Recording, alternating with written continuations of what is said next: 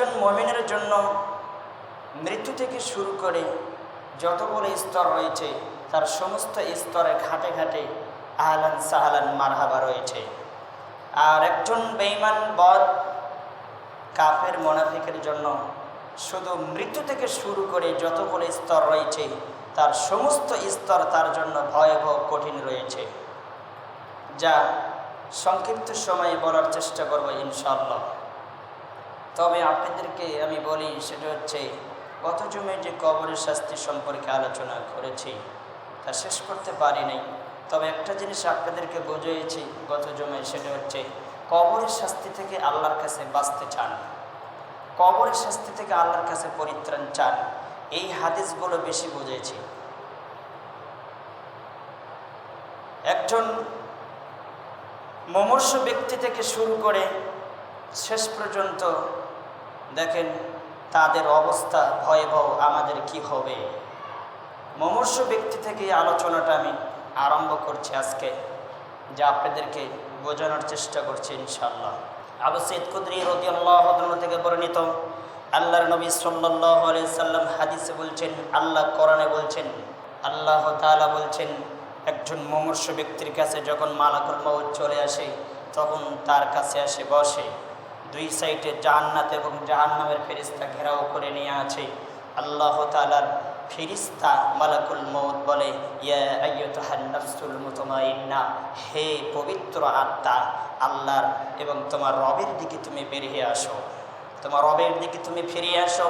সে যদি মুমিন হয় তাহলে তাকে বলবে, ইয়া আইয়ুহান নাফসুল মুতমাইন্না, হে পবিত্র আত্মা, তোমার রবের দিকে তুমি বেরিয়ে আসো। আর যদি বদকার আত্মা হয় তাহলে বলা হয়, ইয়া আইয়ুহান নাফসুল খবিস, হে খবিস আত্মা, হে মন্দ আত্মা, হে অপবিত্র আত্মা, বের হ্যাঁ, আজ তোর কিছু হবে। আল্লাহর নবী সাল্লাল্লাহু আলাইহি সাল্লাম সহিহ বুখারীতে উল্লেখ করলেন, আল্লাহর নবী সাল্লাল্লাহু আলাইহি সাল্লাম বললেন, দুই সাইডে জান্নাত এবং জাহান্নামের ফেরেশতা ঘেরাও করে নিয়ে আছে, তারা হইচই করছে এবং মালাকুল মউত রেডি হয়ে আছে। 1 মিনিট আগেও হবে না, 1 মিনিট পরেও হবে না, রেডি হয়েছে। আল্লাহর পক্ষ থেকে কখন হুকুম হবে, জান বের করো। আল্লাহর নবী সাল্লাল্লাহু আলাইহি সাল্লাম বললেন যে তার জান যখন বের করা হয়, রূহ যখন বের করা হয়, একটা তাজা মানুষ যার সাথে প্রাণ রয়েছে, যার সাথে জীবন রয়েছে, তার 2 পা গাছের থেকে গাছের সাথে ঝুলিয়ে রেখে পা থেকে মাথা পর্যন্ত গায়ের শরীরের চামড়া ছিঁড়িয়ে যদি তার শরীরে মরিচ এবং লবণ লেগে দেওয়া হয়, যত কষ্ট না হবে, আল্লাহর নবী সাল্লাল্লাহু আলাইহি সাল্লাম বলছেন, যখন একজন ব্যক্তির আত্মা বের করা হয়, রূহ বের করা হয়, তার চেয়ে কোটি কোটি গুণ বেশি কষ্ট। আত্মা যখন বের করা হয়, শরীরের যত রগ রয়েছে সব ছেড়ে আছে। আপনাদেরকে আমি কি দিয়ে বোঝাই? আল্লাহর নবী সাল্লাল্লাহু আলাইহি সাল্লাম বলছেন, মৃত্যুর এত কষ্ট, আল্লাহ বলছেন আমি তোমাদেরকে মৃত্যুর কষ্ট দেব। তার জান নিয়ে চলে গেল, আসমানের দরজা খোলা হবে না বদকার মানুষের জন্য, সব দরজা তার জন্য বন্ধ। ইতিপূর্বে বলেছি, মরণের আলোচনার ক্ষেত্রে বলেছি, আপনাদের মনে আছে কিনা, যখন এই বদকার আত্মা, এই বদ আত্মা যখন ফেরেশতারা রুমালে জড়িয়ে পেছে নিয়ে যাবে, এমনভাবে তারা পেছায় রাখবে, তারপরও সব রুমাল ভেদ করে দুর্গন্ধ বের হবে।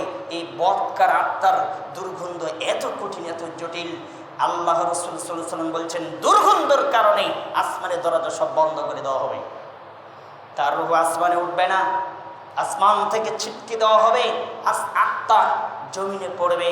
আল্লাহর নবী সাল্লাল্লাহু আলাইহি সাল্লাম বলছেন, আবু সাঈদ খুদরী থেকে বর্ণিত, তিনি বলেন, ফাইন কানাত সালিহাতান ক্বালাত কদ্দিমুনি, ওই ব্যক্তির আত্মা যদি নেককার হয়, পরেজগার হয়, সে যদি দিনদার হয়, তাহলে আল্লাহর নবী সাল্লাল্লাহু আলাইহি সাল্লাম বলছেন, যখন তাকে কবরে নিয়ে যাওয়া হয়, যখন তাকে খাটে তোলা হয়, সংক্ষিপ্ত আকারে বলছি, বোঝার চেষ্টা করুন। আল্লাহর নবী সাল্লাল্লাহু আলাইহি সাল্লাম বলছেন, যখন তার ওই লাশটাকে, এই মৃত ব্যক্তির লাশ যখন কবরে খাটে নিতে তোলা হয়, তখন সে বলে, কদ্দিমুনি, তোমরা আমাকে নিয়ে চলো, দ্রুত গতিতে নিয়ে চলো, আমি আমার রবের সাথে সাক্ষাৎ করব।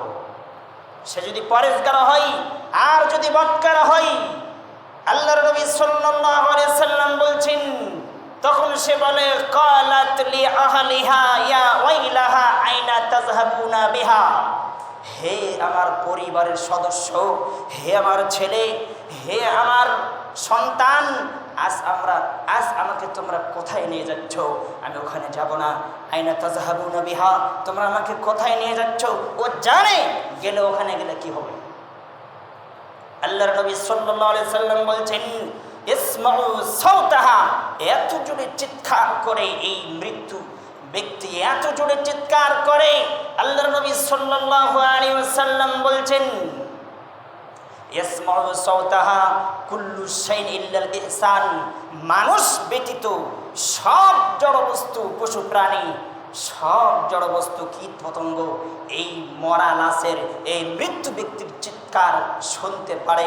আল্লাহর নবী সাল্লাল্লাহু আলাইহি ওয়াসাল্লাম বলছেন, মানুষ যদি এই মরা ব্যক্তির যদি চিৎকার খাটের উপর থেকে শুনতে পারত মানুষ, আল্লাহর নবী সাল্লাল্লাহু আলাইহি ওয়াসাল্লাম বলছেন, ওয়ালাউ সামিয়াল ইনসানু লাসাইক, আল্লাহর নবী সাল্লাল্লাহু আলাইহি ওয়াসাল্লাম বলছেন, তাহলে খাটনি সব কিছু ছিটকে ফেলতে দৌড়ে চলে যেত। আল্লাহর নবী সাল্লাল্লাহু আলাইহি ওয়াসাল্লাম বলছেন, এত জোরে চিৎকার করে, চিৎকারের চোটে প্রত্যেকটি মানুষ সেদিন বেহুশ হয়ে পড়ে যেত, অজ্ঞান হয়ে যেত। এত জোরে চিৎকার করে, এই খাটের উপর থেকে সে হাউমাউ করে চিৎকার করতে থাকে। আমি বুঝতে পারি না এই ব্যক্তি চিৎকার করে কারণ একটাই, ও বুঝতে পারে কবরে গেলে আমার কি হবে, জান বের করতে যে হয়েছে, কবরে গেলে কি হবে। তাহলে বোঝা যাচ্ছে কত কঠিন, কত জটিল। আপনাদেরকে শুরু থেকে বোঝালাম, যে ব্যক্তি বেঈমান, যে ব্যক্তি কাফের, মুনাফিক, যার আত্মা অপবিত্র, তার মৃত্যু থেকে শুরু করে শাস্তি শুরু হবে।